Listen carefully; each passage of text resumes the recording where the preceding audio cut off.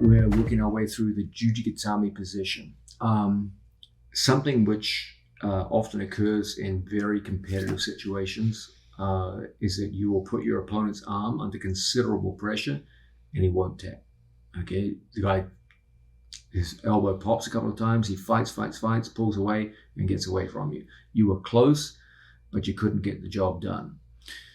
In these circumstances where people are willing to take a little heat from the armbar in order to get out and go on to victory, it's very important that you have stronger than normal finishes to the Jujigatami or magnum finishes. There's a bunch of ways we can do this.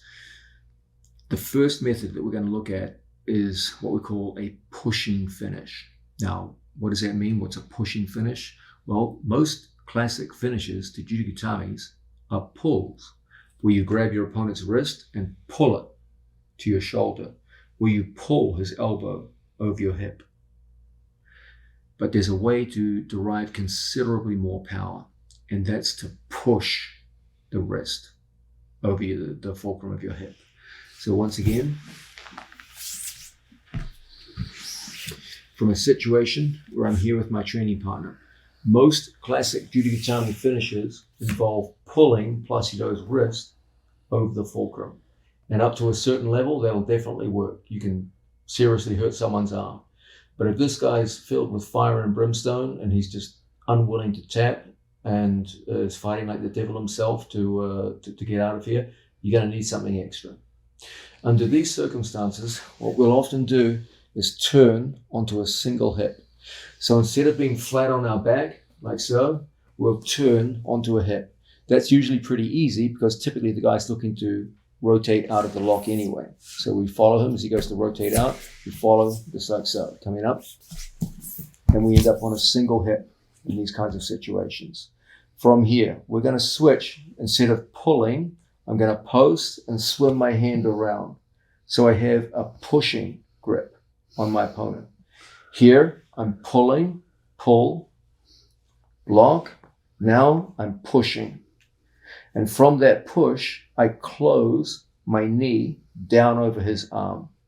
As Placido tries to work his way out, I push. And you greatly amplify the amount of power you can get through your opponent's arm across the fulcrum. It's much more powerful to push the elbow over a fulcrum than to pull it. When you pull it, your own chest gets in the way, and it puts a limit on how far you can pull. Back down, Placido. Here, Placido is pretty flexible. He's not crazy, but he's pretty decently flexible.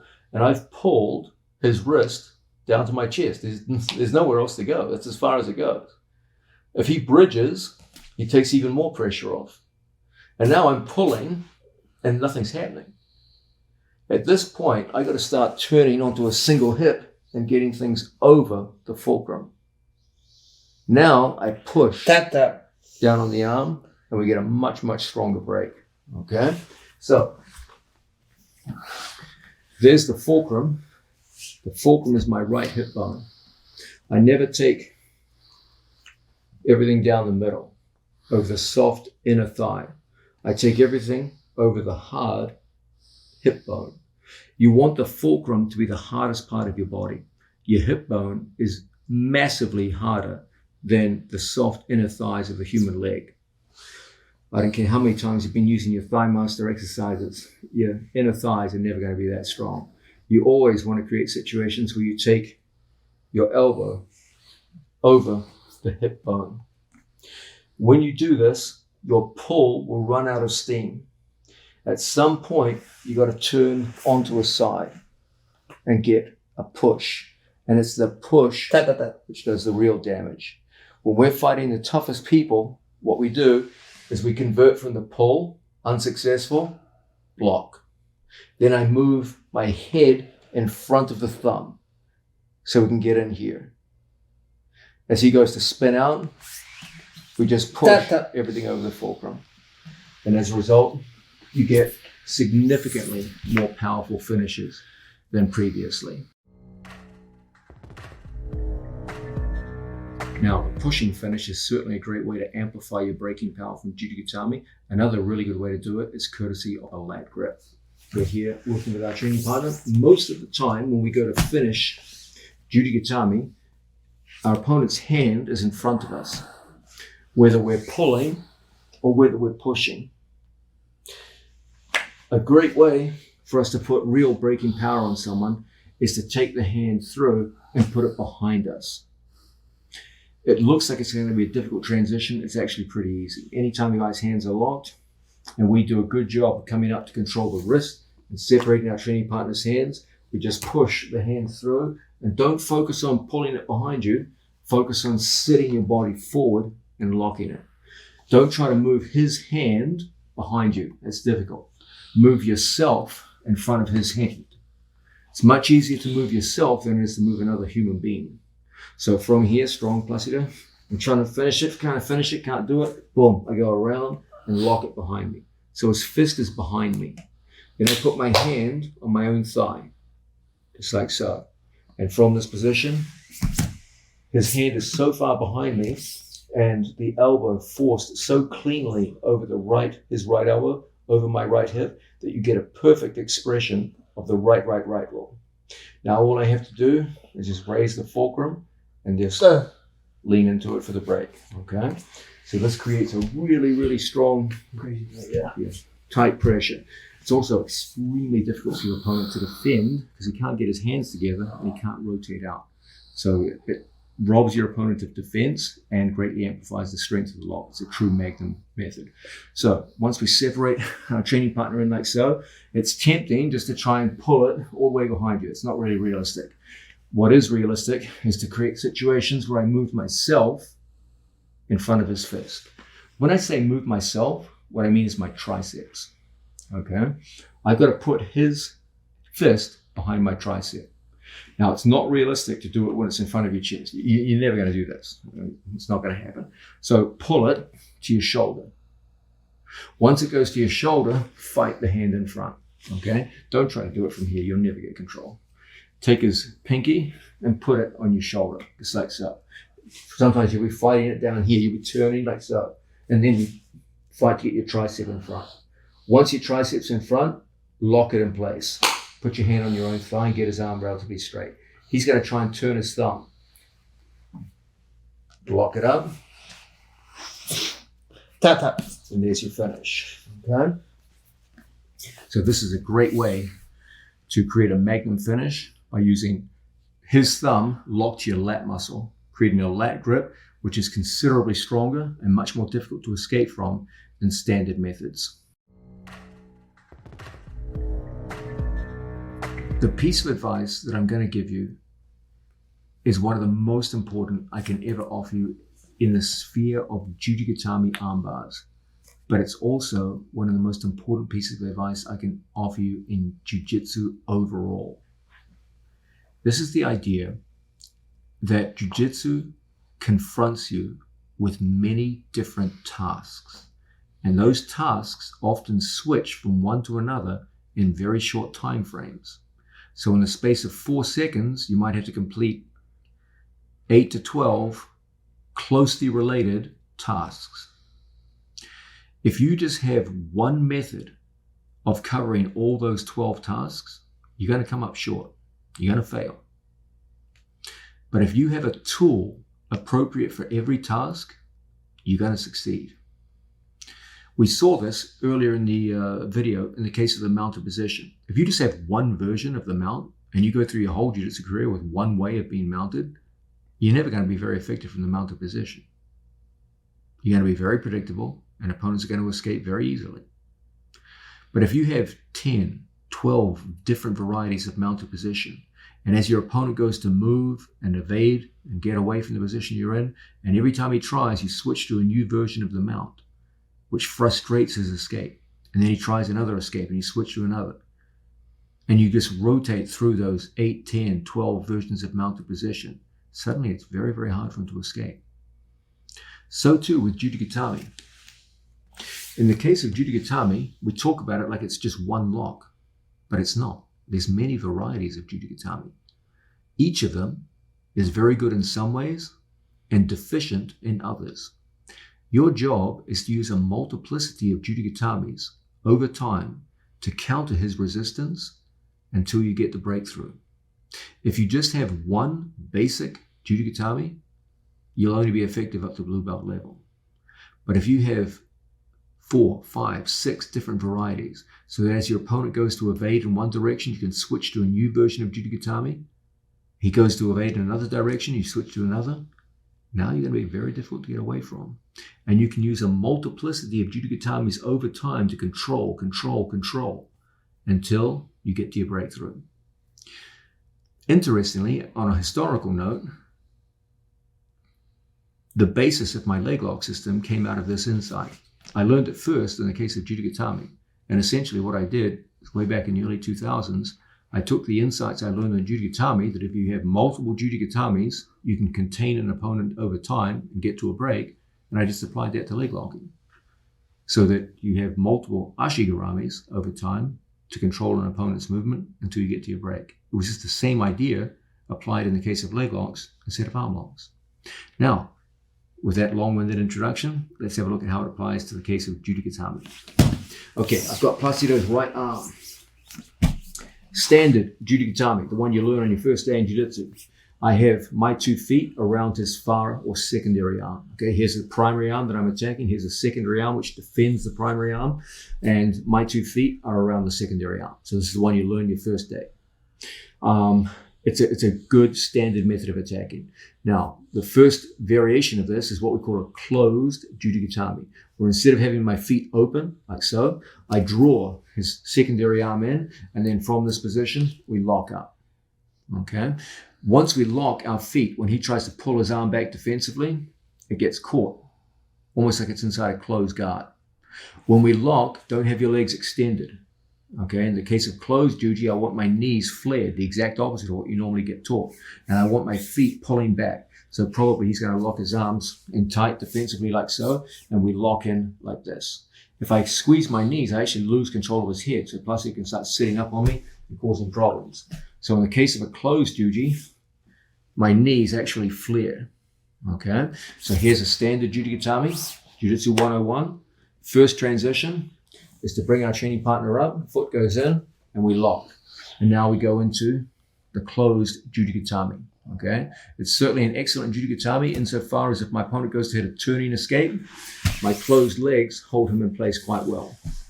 It also offers pretty good head control because my knees flare. So when he tries to come up on top of me, the flared knees make it quite good for holding him down. It means it locks him into whatever defensive hand grip that he has. Okay, if he goes to switch his hand grip now, it's difficult because I'm controlling his legs, his arms like so with my legs. So that's one nice option to work with. It also provides very good braking pressure. If you separate your training partner's hands and put a hand in behind you, you can relax in the fact that when he goes to turn out, your closure makes it impossible. And the fact that I can open my hips means that it puts his elbow directly over the bony part of my hip. It creates very, very strong break. Okay? So it's very good for braking purposes with the lat juji. It pairs very well with the lat juji. So the main virtues of the closed juji makes it very hard for an opponent to turn out. He goes to turn, and it controls the second arm. It gives you simultaneous control of both arms. Okay? Very useful. If I have an open juji, he can do whatever he wants with this arm. He can start grabbing underneath my legs and he can push my leg off his head and do all kinds of things. Okay? But if he's locked in here and I lock everything in place, when he goes to move that secondary arm around, it's very difficult. Yeah, if he tries to push my legs off, my feet are supporting each other. If my feet are open, he pushes a leg, it's a strong guy, it'd be a pain in the butt. If my feet are open and he gets his elbow underneath my ankle, you can put it between his legs. If I use a closed juji, he goes to perform this move, it's never going to happen. Okay, so closed juji does have some real advantages. Okay, it does sacrifice a little bit of control of the head, so you have to make sure you flare your knees to make up for that. Okay, one of the big problems associated with it, you've only got one lock. It's a good one, the Judogatame, but there's no strangles from here, so you sacrifice a little bit in versatility. Now, next one we're going to look at, one of my big favorites, three-quarter juji, where we bring the foot through. And now we have 2 cross-face legs. So when he goes to turn out, very, very difficult. He goes to turn in, surrenders a triangle immediately. The beauty of the 3/4, it gives you both a strangle option with the triangle and much stronger head control than usual. Another great virtue of the 3/4 juji is it raises the height of the breaking fulcrum and brings my knees much closer together so that when it's time to break someone, he goes to move away from me, Placido. The break occurs much higher than normal. You can see his arm sticks up at 45 degrees. In a conventional juji, the arm's much lower. The breaks, it's much easier for him to bring his knuckles to my chest. Okay? 3/4 juji, the fulcrum rises. And as a result, the breaks tend to be much more severe. 3/4 juji is also very good for pushing breaks, some of the strongest breaks of all. Okay? 3/4 juji occurs very naturally and very organically anytime someone goes to push legs off. As they go to push a leg off, you can often just pommel right in over the top and go right to work. Okay, so it occurs very organically and naturally in the course of grappling. The great disadvantage of 3/4 juji is if he puts a thumb on my ankles, he can push the feet off and cause problems. Okay, so that's his disadvantage. If we had a conventional juji, he can push the cross-face leg off, but we've still got one here connecting us to them. Okay, but if I had both over the top, I'll lose both together. So that's the traditional weakness of 3/4 juji. Okay, now as good as 3/4 juji is for breaking, there's one that's even better. From a 3/4 situation, instead of going 3/4, I'll go into a head scissor, where I take my foot and I put my shoelaces underneath my training partner's neck. Then my second leg comes in over the top and I scissor around his head. This creates the strongest breaking position of them all. Here, even the smallest amount of pressure creates a very, very strong break. Why? Because my knees are literally locked together, even tighter than a 3/4 juji. When he goes to turn out, even with no hands, my foot underneath his head makes it impossible. So it gives the best defense to a turning escape. If he tries to turn into me, very, very difficult. So it gives exceptional control and exceptional breaking power. You might be asking yourself, hey, if it's that good, why doesn't everyone use this one? Well, there is one problem. He can take the cross-face leg off. No. At the ankle? Yep. Like so. Okay? Don't freak out about this. If I try to bring my foot back towards him, it won't. Take it in the one direction, he can never stop you. This way. And go right back into place. From here, you get the same effects. Either in the armpit or over the jaw. So if he does clear it, don't freak out. Don't try to go straight back. You can't. Go this way. And then go either here or here. And now go back into your breaks. Okay? So that's the head scissor. Now, another excellent means of operating from these situations is to take my foot through, and from here, instead of going head scissor, to bring 2 feet over. It gives me the same benefit of the foot underneath the neck that the head scissor had, but I don't have to worry about him accessing my cross-face leg and taking it off. I just work from here. Okay? It looks like it's nothing because his head is free to come out. But when Placido tries to rotate out, Oh, man. it's impossible. My feet under the head make it impossible. The only way he can come is towards me. And interestingly, as long as I keep my knee in front of his face, he can't. It's an illusion. It looks like it's going to be so easy to get out of. He comes up, post, knee comes in. He comes up, and it's a nasty, nasty break. Okay? Interestingly, when we use this break, the dynamic changes. It no longer obeys the right rule. It's better to put it in the center now because the angle of the fulcrum has changed. You'll feel that when you drill it later on. As he comes up, it's pretty easy to get very, very strong breaks. When you break, this foot stays on the floor. He comes up, don't take your 2 feet off the mat. That's a disaster. Now we can rotate his wrists. So my right foot comes off the mat and my left doesn't. He comes up, and it's done. Okay. Now, this also leads into, lock your hands, buddy, a variation called shoulder senkaku, where my foot comes to the inside. When we fall down, we put our knee in front of his skull. I lock a triangle, senkaku, and I put my foot in his oblique muscles. From here, I come up to the wrist. Doesn't look like much, right? Technically, you might say, is this even a Judigatami? Because neither of your legs is across his body, which is the whole idea of a Judigatami. Yeah, it is. It's the same breaking action. I use my knee in his ear to separate the hands. Now, he comes up towards me. Which way? Towards me. He breaks. He goes to rotate out, and you get the strongest pushing finishes of them all because you're on one hip in a shoulder senkaku. Okay? Possibly just play around with the position for a little bit. Just try to move your way out.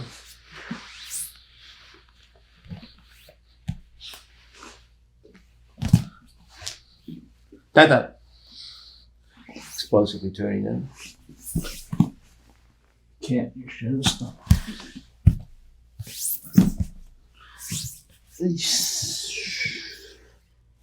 It looks like nothing, but it's a fantastically controlling position.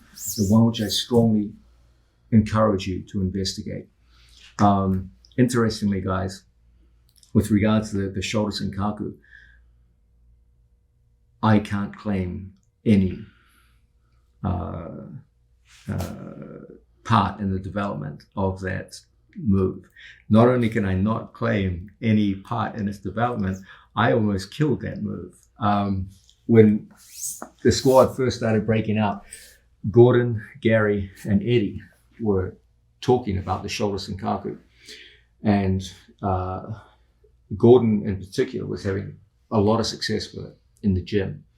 And they would often ask me, hey, John, what do you think of this move where I lock a triangle around the shoulder? It's kind of like Juji, but different. And I looked at it and I was incredibly dismissive. I was like, are you kidding me? No control of the head? There's no way that'll work. It's bullshit. And I told all three of them, no, don't mess with that crap. It's not going to work in top level competition.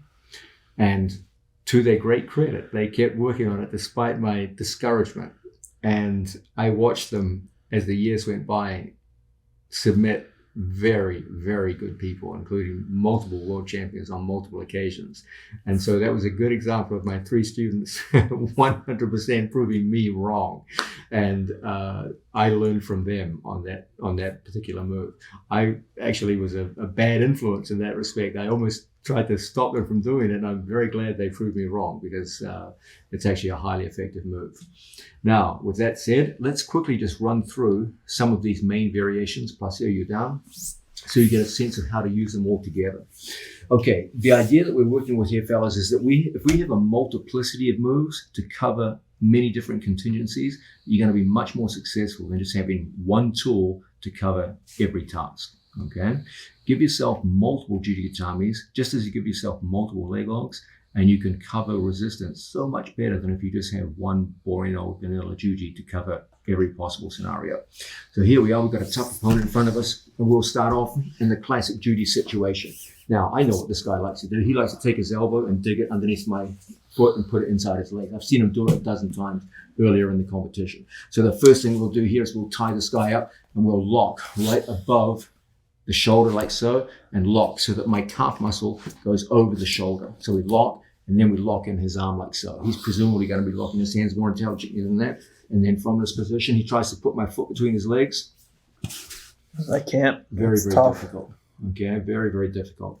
I can lock in the opposite direction. He tries to take his hand and push my leg off. My left hand. Mm-hmm. I'm going to give up the armbar. Try to push my leg off your face. Good. Very, very difficult because my feet are locked. Okay. And an extreme example where he did succeed in pushing the knee over the head wouldn't really mean that much. You can always just recover back into a classic Juji. Okay. But we're always locking up to prevent him from moving our legs around. He goes into a turning escape, finds it very difficult because the leg is locked up like so. It's going to create a very, very strong exposure of his arm. Okay. So it's a great way to stop your legs from getting pushed around by his hands. But like any move, it has its limits. Okay. So we decide now we're going to switch off to another form of control. And we go straight in, we go to 3/4 juji. He goes to turn out, finds his spine against 2 cross-faced legs, and as a result, it's extremely difficult. He turns up into me, Do you want to clear cross face? turn into me, and then from here, he goes directly into a triangle. From here, he fights his way out, and we switch, going across and scissoring the head. Now when he tries to turn out, almost impossible and a very strong break. His best gambit now is to try and put the foot over the other side. And then we find ourselves locked in like so. He tries to come up. I keep my knee in front of my training partner's face. 1 foot on the floor, and we're getting very strong breaks as a result. He goes to turn out. It won't be easy. He tries to turn in. Again, not easy. He puts a hand on my knee, clears it over to the side, comes up into the triangle. If he did manage to come up on me and pass it, I would put his fist in behind my body, post the opposite shoulder, and bring my leg in front. And as a result, we go into a lap juji for the finish. From these situations, also possible for us to pass our legs across, block our training partner's head with the knee, and go into shoulder senkaku.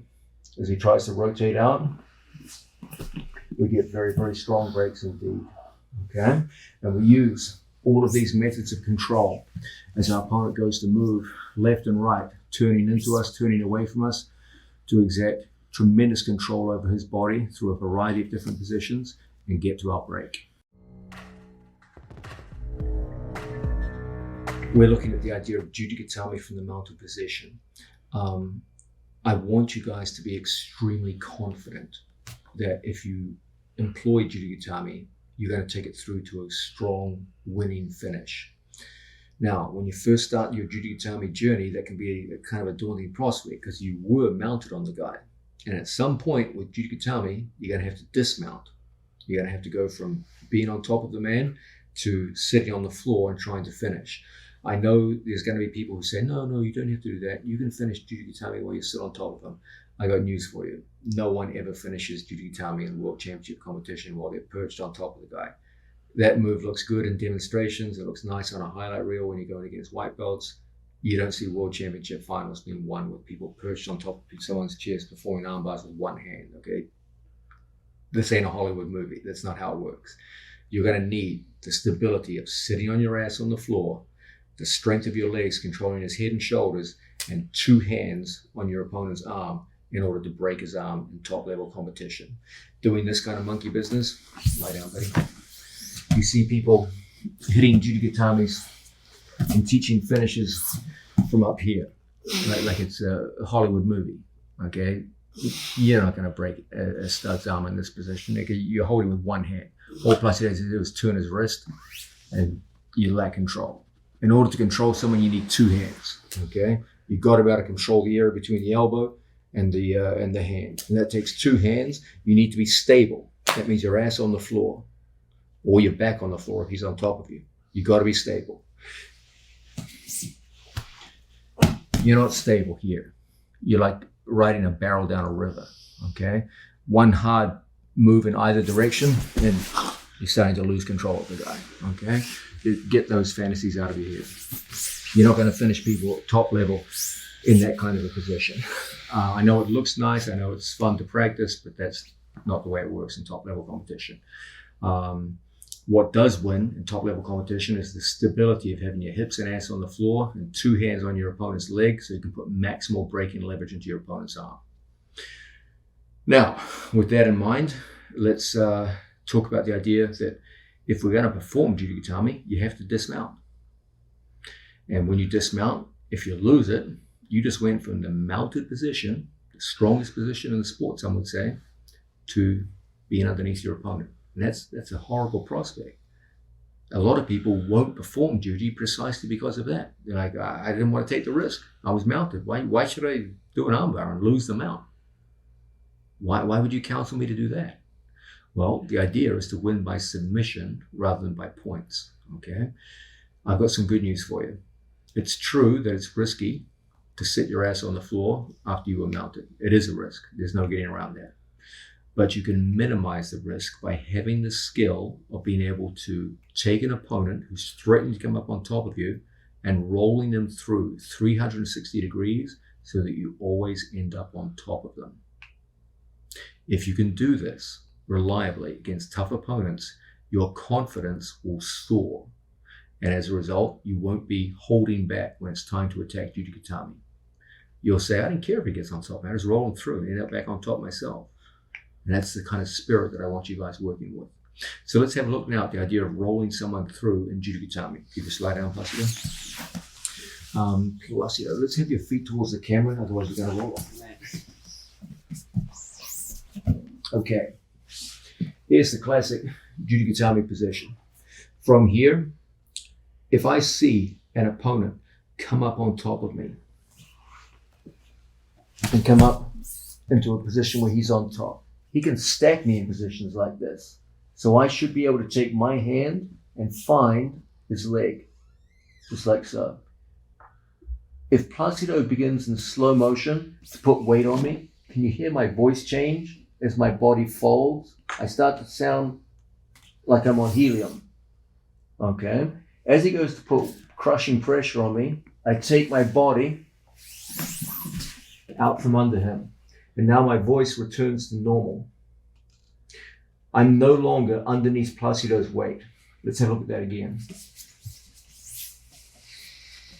There's an old adage that you'll hear old grapplers say all the time. You never want to carry your opponent's weight. Carrying your opponent's weight is a shortcut to fatigue. And fatigue is a shortcut to disaster. Okay? So,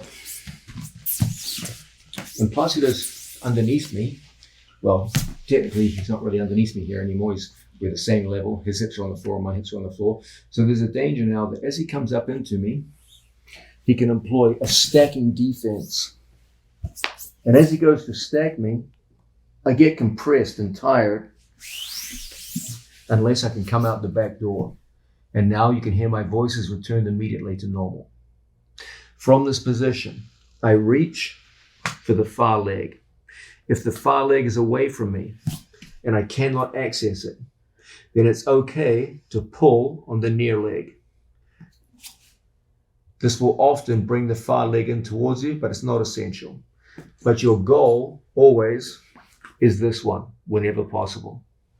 From this position, I pull his body, not up, that takes enormous amounts of strength, but rather this way. As I pull, his body begins to float. I raise my leg so that Placido's whole body comes off the ground. And as a result, I can turn him over and place my leg over his head. I do that before I put him down. And as a result, I can drop him back down to the floor. Every time Placido comes up on top of me and goes to stack,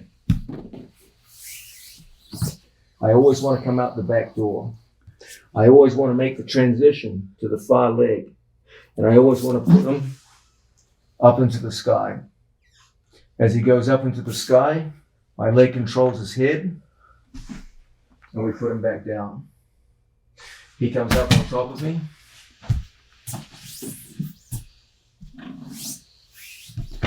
And we just keep coming out that back door. We keep putting him up into the sky and returning him back where he came from. You can even use top position, not to finish him, but just to exhaust him, where you grab the far leg and access his hips and lower back. So I can bring my second foot to the other side, if necessary, post, and climb onto his body.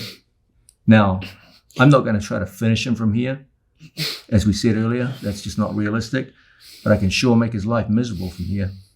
Now I pass my leg across and sit back down into a finishing position. Pull, control, foot, ride. From the ride, he comes up explosively on top of me.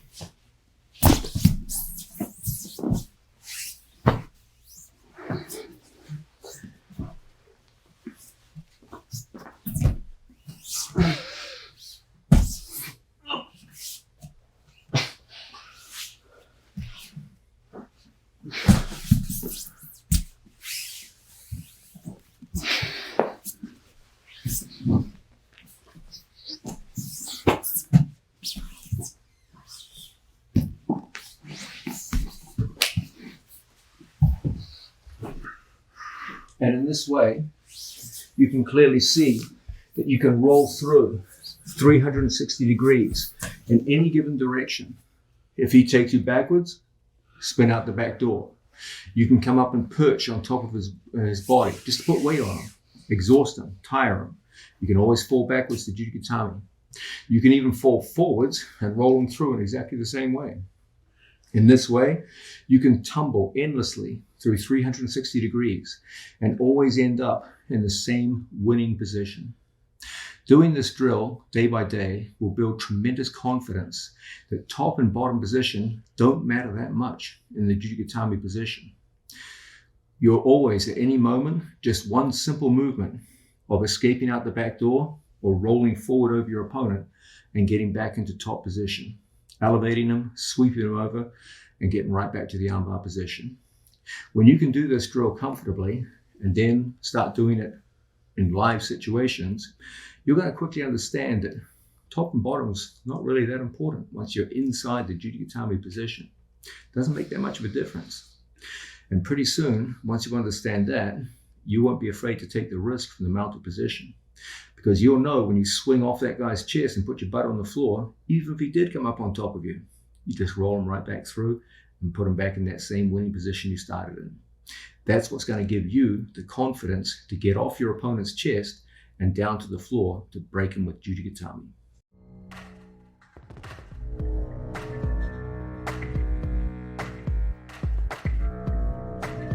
One of the big themes of this video, as I'm sure you've figured out by now, is the idea that my students exhibit a relatively small set of submission holds in a very particular systematic approach from mounted position.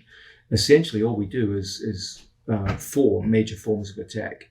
These are, as we've outlined, transitions to rear strangles, Katagatame, which usually starts the ball rolling. It's the first attack we usually select.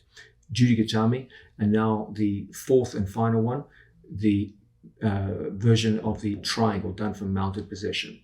Now, some general reflections on mounted triangles. When you first start off the sport of Jiu-Jitsu, you're told to get to the mounted position and hold it. Okay, and that's good. It's a challenge in itself when you first start off. Just holding the mount is not easy on someone who's talented. And then you get told, okay, now it's time to go into submission holds. And you quickly figure out that there are some submission holds which don't take a lot of risk. You kind of stay on top of the guy. So when you first, in your white belt class, probably the move that you attempted the most was the American lock. Why? Because you stay on top of the guy the whole time. You maintain your position as the mounted athlete. Okay. Now, in white belt class, this may have worked pretty well for you, especially if you're a bigger, stronger fellow. But then, as you got higher and higher in the sport, you found it was easier and easier for your opponents to defend it, and you more or less stopped working. Then you went with Katagatame, which is, again, it's a move where I don't sacrifice my mounted position. If I attempt it, I'm still mounted on the guy. Even if I dismount to the side, I can always remount if it doesn't work. And now we get to things like Jujigatami, where you have to get off the guy in order to perform the move. That takes a little more confidence on your part. And in time, you probably built that confidence. You typically get taught Jujigatami from mount fairly early on in your development. But at some point, you've got to start going the extra distance. You've got to start going for mounted triangles. Mounted triangles have an intrinsic advantage over Jujigatami. First, there's 2 ways you can finish your opponent. You can finish him with a strangle with your legs, and you can finish him with joint locks out of the control of the triangle. So you get 2 forms of attack, strangle holds and joint locks at the same time. You get 2 for the price of 1. In addition, triangles have a huge advantage over Jujigatami insofar as they are a classic example of a set of closed wedges rather than open wedges. Classic Juji is open at the feet. Yes, there's things you can do, crossing your feet. You can bring your feet inside and cross them like so. There's things you can do, okay, that make them more of a closed wedge, but they will never be able to match the strength of figure 4 closure. In the case of a triangle, the closure is the strongest one possible, the figure 4 pattern. which is much, much stronger than crossing your feet or having your feet closer together. When you lock the figure of 4, that's as strong as a human being can do in terms of closing, whether it be with your arms or whether it be with your legs. Now, when you want to put maximal control over someone, the triangle has far more control potential than Judogatami does. You get 2 kinds of attack at the same time, and the closing of the wedges around your opponent is far, far stronger. But it comes at a price. It requires more physical dexterity and confidence on your part, because you have to thread your legs through some rather complicated directions in order to get to the triangle. There's also the feeling that you might have to finish the triangle off your back. And psychologically, that's a hard one. That's a hard sell, because you started mounted on the guy. You're like, dude, this is the best position in the sport. Like, why the hell would I thread my legs through this complicated series of maneuvers and then end up on my back? If it doesn't work, I've lost the mount. Now I'm working from open guard again. This is something you have to get over. I'm just going to say this out straight. The triangle represents the strongest long-term attack you can employ from the mounted position. In the short term, you can expect a lot of failure and frustration, because it does require a little more dexterity on your part. It does entail a little more risk, but the potential rewards are vast, because you're getting 2 forms of attack at the same time, both strangle and joint lock, and you're going to employ the strongest form of closed wedges around your opponent's head and shoulders. Don't be dissuaded by early failure with mounted triangles. Fight through it. Have confidence that the best people often make use of this form of attack at the highest levels. Some of the greatest players of all time have been strangled out by mounted triangles. They're powerful, powerful forms of attack. But I can't lie to you that there will be some times of frustration when you first try it, because the feeling of being mounted on someone, going for the move, and then ending up on your back and open guard, it's frustrating. There's no other way to put it. You got to fight through that, fellas. You got to follow me on this one and look long term. That the potential rewards out of the triangle from the mounted position are far, far greater than the short term risks and feelings of frustration and failure when you first attempt it. You've got to trust me on this. It's time for us to get into setting up the mounted triangle. The big theme of this video is that we use a 4-step method from mounted position. This entails the idea of getting an underhook, securing the underhook position, then using the ratchet method to separate our training partner's elbow away from his torso and get his arm up into a vulnerable position above the shoulder line, and then using 4 different kinds of control grip to hold our opponent in a position where they can't escape and where they're extended and easy to attack. There are many kinds of ways you can set up mounted triangles, but in my opinion, the best overall, which makes it very hard for your opponent to escape while you're doing it and creates enough control that you can get reliably into the move, even when your opponent knows you're trying to do it, is the single chest wrap. Let's look now at how this might be used. Okay, you guys have seen the single chest wrap in quite a few different scenarios already. It all begins, of course, with an underhook. So when we have an opponent in front of us, typically we're looking to create conditions for an underhook and the crossface. Once we get this in place, we start that action of walking up against our opponent's resistance until finally we can access the head. And then from this position, we go into the chest wrap. The 2 single chest wraps we work with are either hand behind, like so, or if we're able to employ a shoulder shrug and turn it forward, now we have the hand in front of us, okay? Now, guys, bear in mind that I keep talking about the shoulder shrug and talking about how important it is. A lot of times when you go with opponents who don't really know what this 4-step system is, you won't need a shoulder shrug because the hand will come down spontaneously. So quite often we'll get situations where we'll go against opponents who don't understand what we're trying to do, and the hand just comes down in front by itself. The guy's maybe trying to push on your head and frame and do all these kinds of things.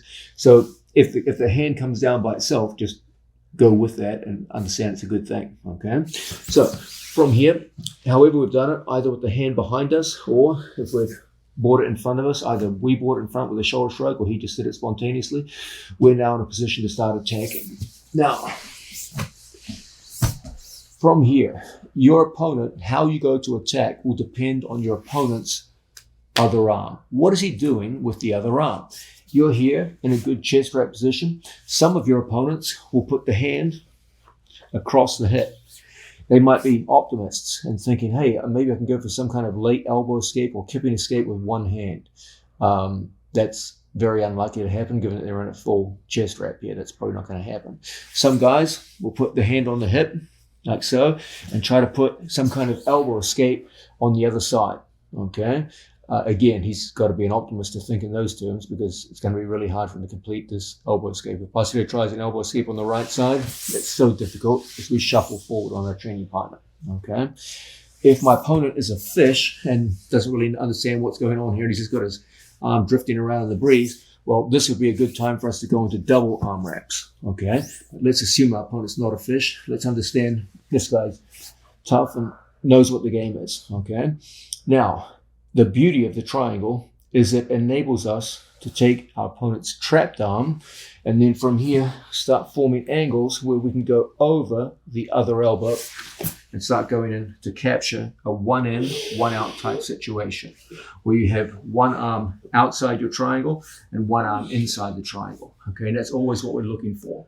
We're looking to get a connection of our foot to our knee. I'm being nice here because I don't want to sit on poor old Placido. He's been suffering enough already in this horrible video. But we want our foot and knee together. And if this was a live situation, I would have my body weight over his chest to further restrict his movement and breathing. Okay. Now, how we get that leg over and into the one in, one out type situation will depend on what Placido is doing. Okay. Does he have his hand across? Does he have a hand on the hip? Is he a fish with the arm all the way out here somewhere doing no good at all? Okay, that will determine which method of entry that I use. But it all comes out of that initial single chest wrap. So let's quickly go through this again. Plus, we'll just change our angle a bit. Okay, so we start off. It all begins in the 4-step system. Step number 1, secure your underhook. So we saw a bunch of ways to do this. I'll demonstrate one of our favorite methods, which is to go left on left or right on right. And then from here, start pushing it down to the mat. As I get exposure of my training partner's tricep, now we get an opportunity to go in. Now we go over and lock up across this, just like so. So that's step number 1, we've secured the underhook. Now we go into step number 2, the idea of standard mounted position. You can close it if you want, closed standard mount. And then from here, we start walking the arm up using the method we looked at until we can access our training partner's head. Once we can access the head, we lift it. Again, that common theme of lifting the head. Keep coming back to that, fellas. Don't forget that when you're in the mounted position. You lift the head, everything gets easier. We lift and we go into a single chest wrap.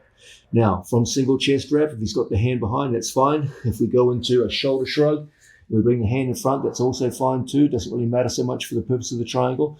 And we're into step 3 now, which is the control grip phase. In step 3, we look to control our training partner. If necessary, I will switch from a standard to some form of high mount to make escape even more difficult for an opponent. Very often from here, the head will start coming down. So if he goes to bridge and buck, you've got the base of your head and you can start pinching your feet into his hips like so. And now we're in the perfect attacking and control position. When Placido tries to escape, it's hard. Awfully difficult. Okay, he tries to pull his left arm out. Almost impossible. He tries to wave his other arm around and go into some kind of escape on the right-hand side. He's only making himself more vulnerable to other forms of attack, okay? And then from here, we have a situation where you have the head and one arm controlled, and I start to observe what is he doing with the other arm, okay? Ultimately, we're going to be looking to create situations where we go over and capture the head and one arm between my legs and leave the other one on the outside. Now, we're going to see a bunch of ways to do this. Some of them will involve pushing a wrist down. Some of them will involve pushing a wrist out. Some of them will involve sliding a knee around the corner, okay? Each one has its good and bad points, but they all come out of that initial single chest wrap, which is, in my opinion, the most secure way to set up all your triangle entries. It's not the only way. Don't worry, I'll show you some alternatives too, but it is the one I want you spending most of your time with.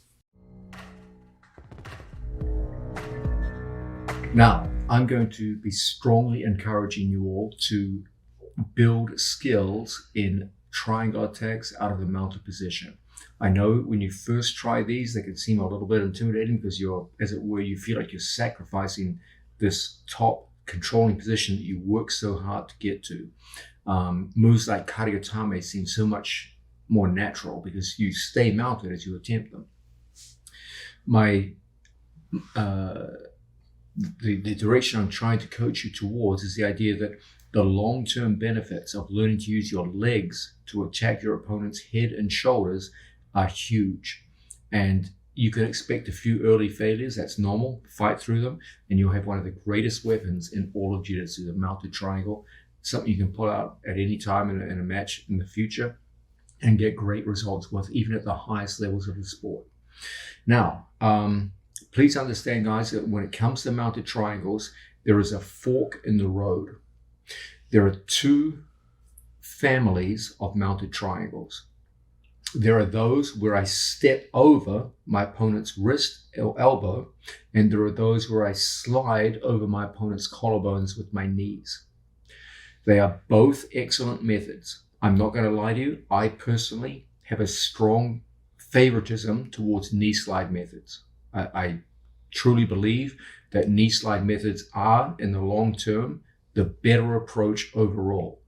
But don't let this dissuade you from also mastering step over methods. Step over methods have been used for eons with great success at the highest levels. I use them both, but on the other hand, I'm not going to lie to you, I do prefer the knee slides for reasons that I'll point out as we go further into this video, but I will show both, and I want you to get good at both. Okay, so let's quickly describe what the difference is, and then we can start getting into showing you exactly how we use them. So Placido, you're down, champ.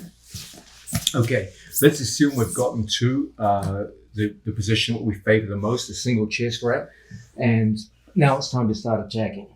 The idea is that once we get to a single chest wrap up here, and we're wrapped up on our training partner, when it's time to attack with the mounted triangle, we start observing our opponent's other arm.